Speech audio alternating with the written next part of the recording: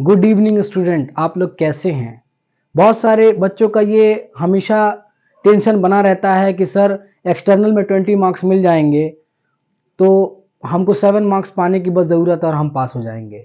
यही उनकी सबसे बड़ी भूल है, यही उनकी सबसे बड़ी गलती है। आज इस वीडियो के माध्यम से बोर्ड के एग्जाम के जितने भी डाउट हैं हम इस वीडियो में क्लियर करेंगे। आप वीडियो पे बने रहिएगा, स्टेप बाय स्टेप मैं वो सारी चीज़ें बताऊंगा जो आपका कंफ्यूजन बना हुआ है।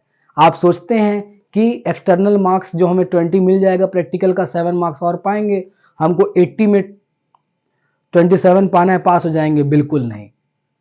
आपका जो प्रैक्टिकल का मार्क्स है उसमें आपको 20 में 20 भी अगर मिल जाए तो सिर्फ वो आपके परसेंटेज पे इफेक्ट करेगा। आपको पास होने के लिए 80 मार्क्स में से 27 थ्योरी में लाना है।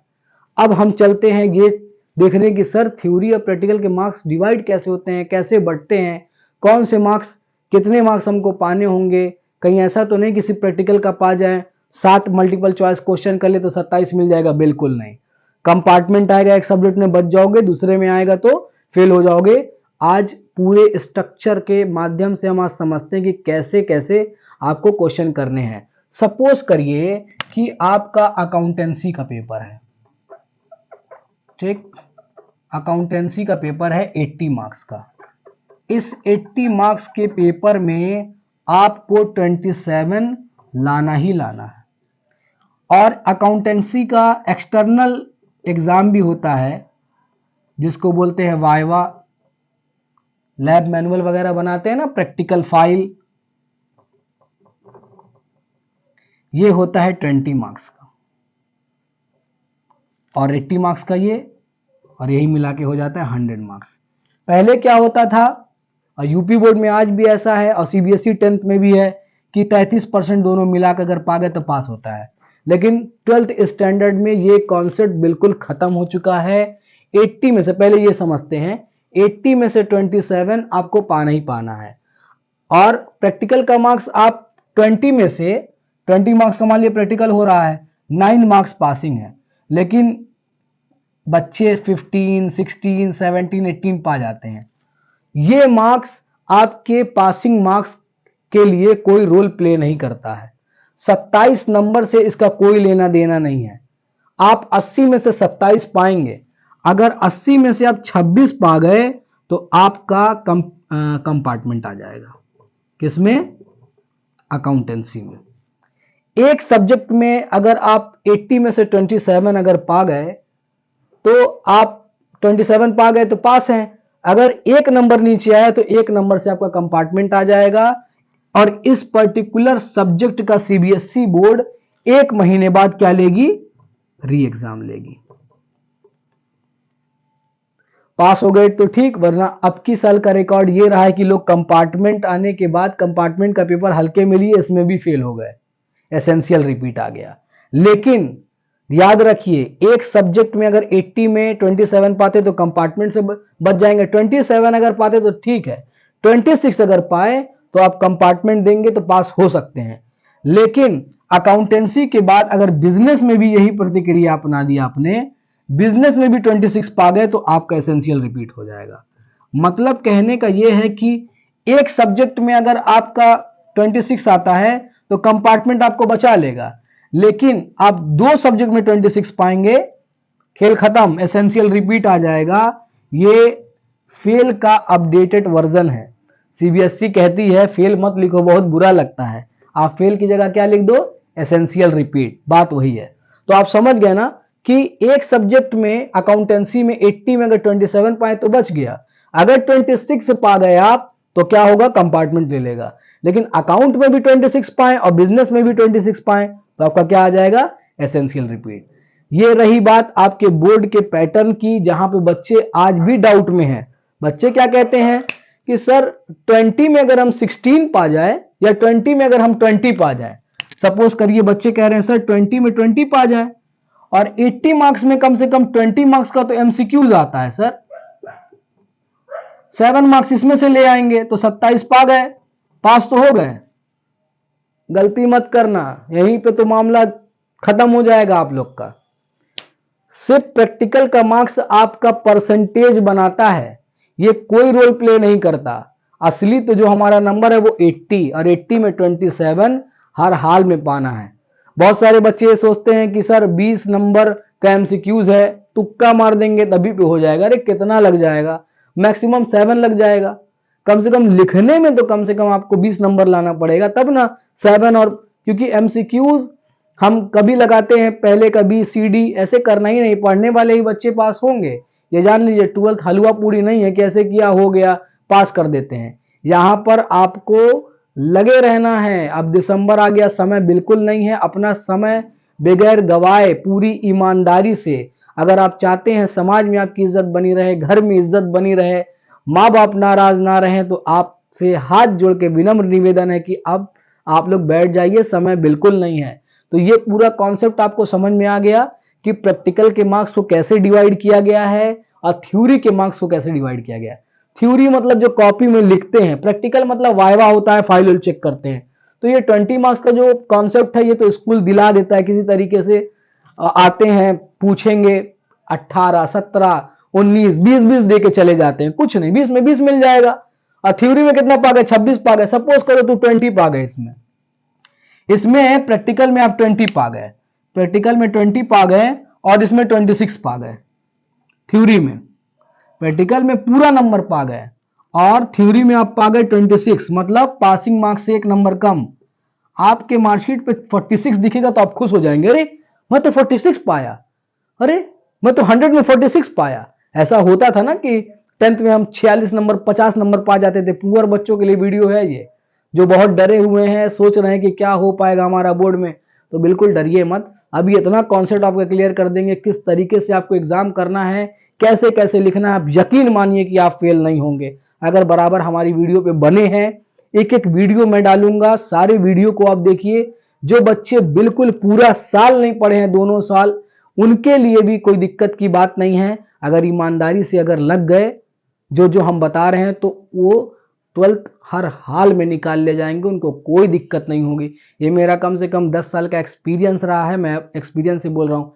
ऐसा तो है नहीं कि सिर्फ ऐसे मोबाइल खोला वीडियो बना दिया। 10 साल से बच्चों को मैं फेस कर रहा हूँ, मैं अकाउंटेंसी पढ़ाता हूँ, ठीक। तो 46 पाके खुश होने की जरूरत नहीं है, ये तो आपका है ही है, प्रैक्टिकल में मिल गया। लेकिन 26 जो मिला है ना, ये कंपार्टमेंट आ गया आपका पर्टिकुलर सब्जेक्ट में। कोई भी अगर सब्जेक्ट होगा, ये 1 नंबर कम पाने की वजह से, यानी 80 में से 27 मिलना चाहिए, मिला है 26। 1 नंबर कम पाने की वजह से 1 मंथ के बाद उसी पर्टिकुलर सब्जेक्ट पे जिसमें 1 नंबर कम आया है, थ्योरी का 27 पाना चाहिए 80 में, उस पर क्या लेगी, री एग्जाम लेगी, जिसको बोला जाता है कंपार्टमेंट। लेकिन कंपार्टमेंट में भी अब की बार हमारे ही स्कूल से 9-10 बच्चों का कंपार्टमेंट आया, क्योंकि वो बहुत लाइटली लिए थे। 40-50 बच्चे होते हैं, 9-10 बच्चों का कंपार्टमेंट आ ही जाता है। उन्होंने सोचा कि अरे दोबारा ले रही है सीबीएसई बोर्ड तो कोई दिक्कत नहीं होगी और हम पास हो जाएंगे। आप यकीन मानिए 9 के 9 बच्चे फेल हो गए, जिसमें से बिजनेस का कंपार्टमेंट था, किसी में कंप्यूटर का था, किसी में इकोनॉमिक्स का था, अकाउंटेंसी में भी था। कंपार्टमेंट को हल्के में लेने की वजह से 9 के 9 बच्चे फेल हो गए, रिजल्ट 0 आया कंपार्टमेंट का। आप कभी ऐसी गलती मत करिएगा, पूरी ताकत लगा दीजिए कि हमको 80 में 27 से ऊपर ही पाना है। आप ये भी टारगेट ना बना के चलिए, ये भी अगर टारगेट बना के चलेंगे तो इसी के नीचे पाएंगे।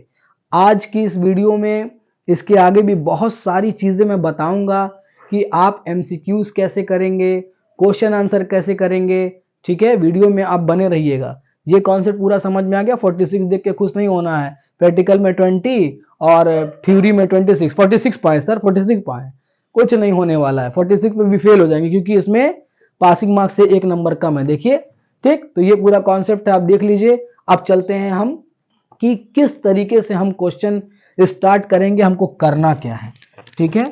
चलिए स्क्रीनशॉट ले लीजिएगा।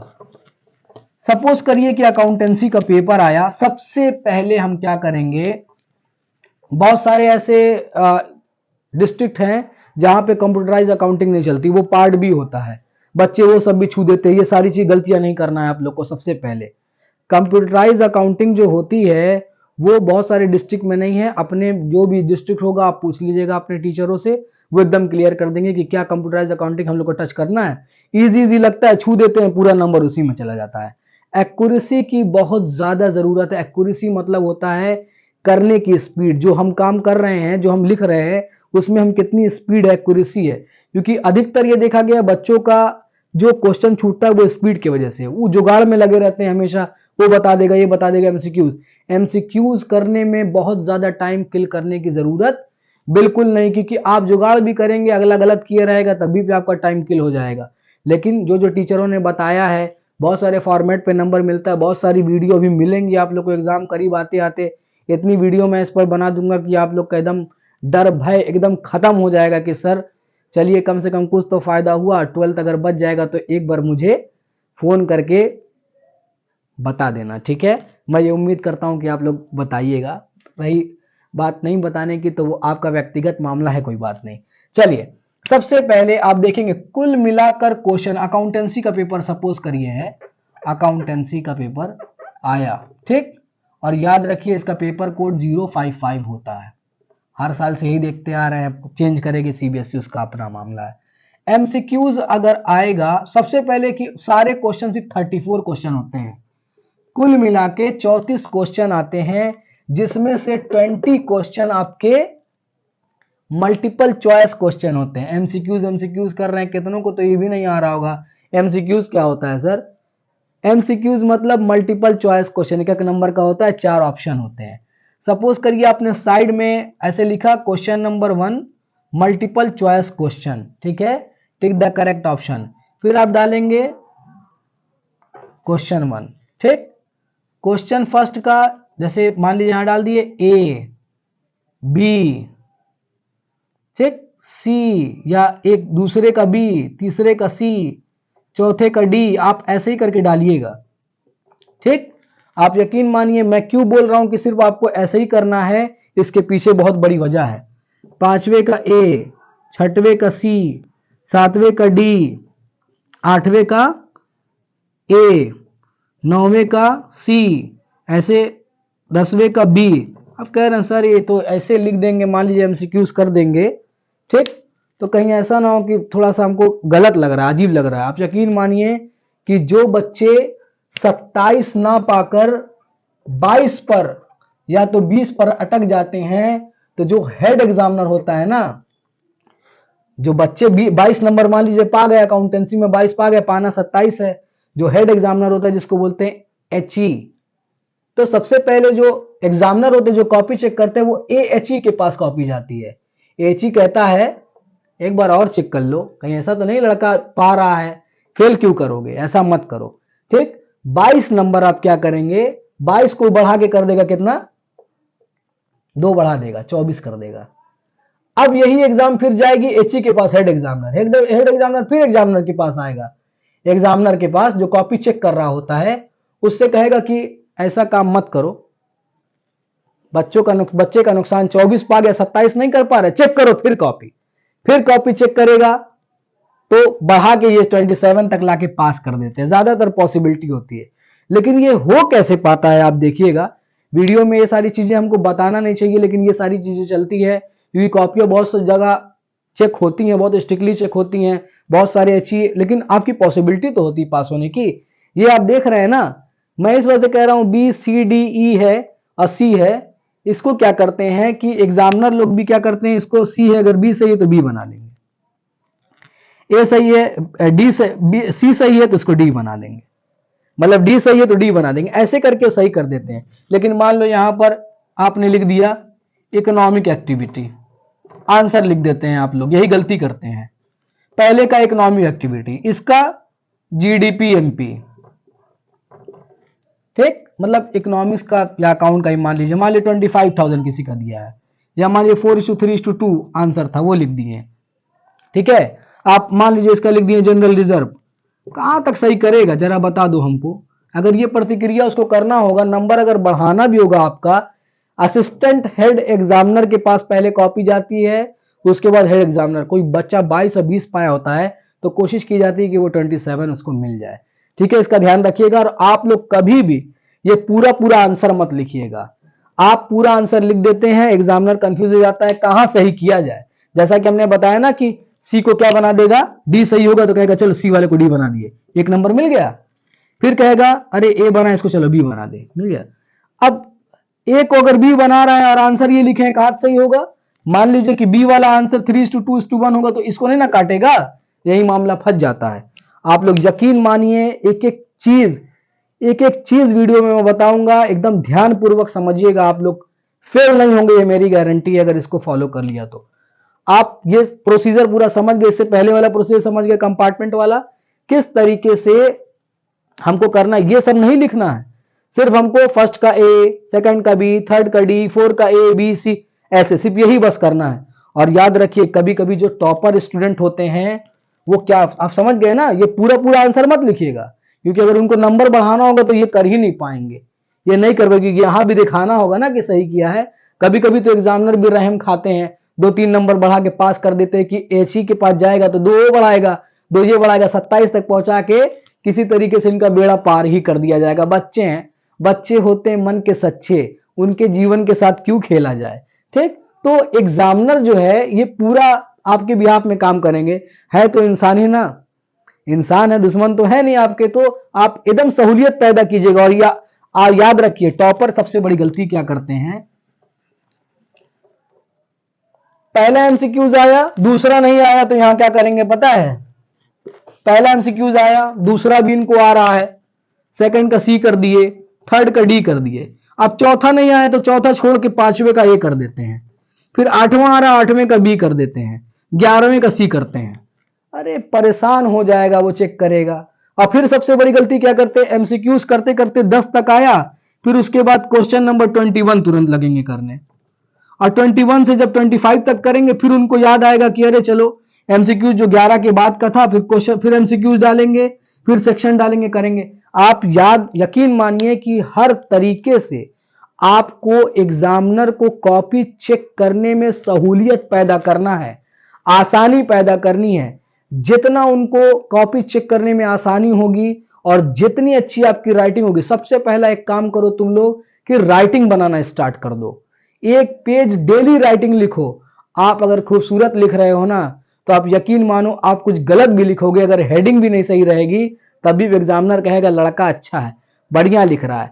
आप कम से कम कोई आपकी कॉपी एकदम गोज के वही में पूरा लीपा पोती कर दो, परेशान कर दो, ताकि वो भी कहे काट उठ के बराबर कर देते हैं। यही सबसे बड़ी गलती है, हम लोग कॉपी चेक कर रहे हैं क्योंकि हमने भी बोर्ड की कॉपी चेक की है, तो ऐसे ही होता है कि जब एकदम फेयर कॉपी जब आती है तो हम लोग का दिल एकदम खुश हो जाता है कि अरे बहुत बढ़िया यार, बहुत बिजनेस की कॉपी चेक किया, अकाउंट की भी देखें कितना अच्छा प्रोफार्मा और मैं बनाया है।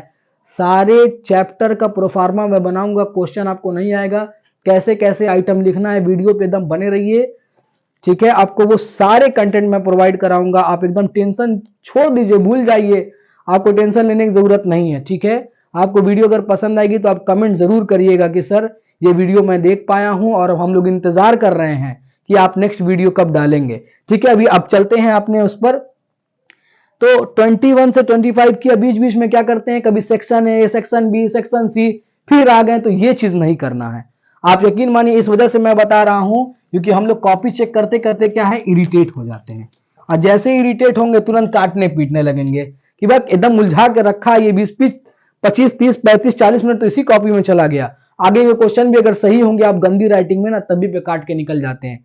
यही आपको नहीं करना है। आप चाहे एचई के पास कॉपी जाए चाहे एचई के पास कॉपी जाए, वो कहेगा भाई कैसा लिखा सही, आपकी राइटिंग आपके पास होने के लिए 100% काम करता है, आप यकीन मानिए। जो बच्चे एकदम कमजोर होते हैं लेकिन इनकी राइटिंग अच्छी होती है और एकदम सिस्टमैटिक मैनर में उन्होंने सजा के एकदम लिखा है, एक एक हेडिंग डाली है प्यारा प्यारे शब्दों में। लेकिन याद रखिए आपका सवाल ये आना चाहिए कि सर आप राइटिंग बनवा रहे हैं तो स्पीड की आप कैसे बात कर रहे हैं। जब हम राइटिंग ही बनाते रह जाएंगे तो हम पूरा पेपर कैसे कर पाएंगे। इसी वजह से तो मैं आपसे कह रहा हूं आज ही कॉपी उठाइए, अब बिना नागा आप 1 महीना राइटिंग लिख कर दिखाइए। आप राइटिंग लिखेंगे आपकी राइटिंग भी इंप्रूव होगी और सुंदर सुंदर जब लिखना स्टार्ट करेंगे कोई भी एग्जामिनर पास फेल नहीं कर पाएगा आपको, आप यकीन मानिए, ठीक है। रही बात ये वीडियो में, अब जो भी आगे की वीडियो बनेगी वो उस वीडियो में सिर्फ मैं इतना बताऊंगा कैसे कैसे लिखना है, कैसे हेडिंग डालना है, कैसे याद करना है, ठीक है। आज 2 चीजें हम समझाए हैं, अगर वीडियो आप तक पहुंचती है तो आप लोग कमेंट जरूर करें, कमेंट करके हमको बताएं कि सर हम आपसे जुड़ चुके हैं, आप हमको और कंटेंट प्रोवाइड करिए कि हम लोग को क्या करना, क्योंकि पूरा साल हम लोगों ने नहीं पढ़ा है, हम लोगों ने पूरा साल नहीं पढ़ा है, आप बताइए प्लीज। ठीक है, तो अगर हमको पॉजिटिव कमेंट आते तो मैं जरूर आप लोगों को कंटेंट प्रोवाइड कराऊंगा, लेकिन कोई अगर कमेंट नहीं आता है, ना ही लाइक आता, तो मैं समझूंगा कि बेकार जा रहा है मेरा सारी चीज। ठीक है, मिलते हैं नेक्स्ट वीडियो में एक पूरे कंटेंट के साथ। एक पर्टिकुलर सब्जेक्ट मैं उठाऊंगा और उस सब्जेक्ट की राइटिंग स्किल कैसे होगी, क्या लिखना है, कैसे करना है, कैसे समझना है, बुक की लैंग्वेज लिखनी है, किस तरीके से करना है, ये सारी चीजें एकदम सिलसिलेवार तरीके से आपके सामने खोल के रख दूंगा। मैं इस वजह से ये चीज कह पा रहा हूं क्योंकि इससे पहले एक एक्सपेरिमेंट नहीं है, कम से कम नहीं तो 500 बच्चों पे एक्सपेरिमेंट है और वो 500 बच्चे पास हुए हैं हमारे। तो मैं उम्मीद करता हूं कि इससे पहले तो मैं हाईटेक और टेक्निकल जमाने में नहीं जी रहा था, लेकिन मुझे ये करना पड़ा कि बहुत सारा बच्चों ने कहा कि सर आप ऑफलाइन सारी चीजें बता देते हैं, हम लोग को फायदा है, आप ग्लोबल रीच करिए। और भी बहुत सारे ऐसे देश में बच्चे हैं जो आपको सुनने के लिए परेशान होंगे, वो एग्जाम टाइम में जैसे हमें परेशानी है वो भी परेशान होंगे। तो वीडियो के माध्यम से आप तक पूरा पहुंचना चाहता हूं, आपसे मैं उम्मीद करता हूं कि मुझे पॉजिटिव इंपैक्ट जरूर मिलेगा, जिसके वजह से हमको ये साहस मिलेगा, हमको ये उत्साह मिलेगा कि आप लोगों के लिए मैं कुछ कर पाऊं। ठीक है, मिलते हैं नेक्स्ट वीडियो में, धन्यवाद।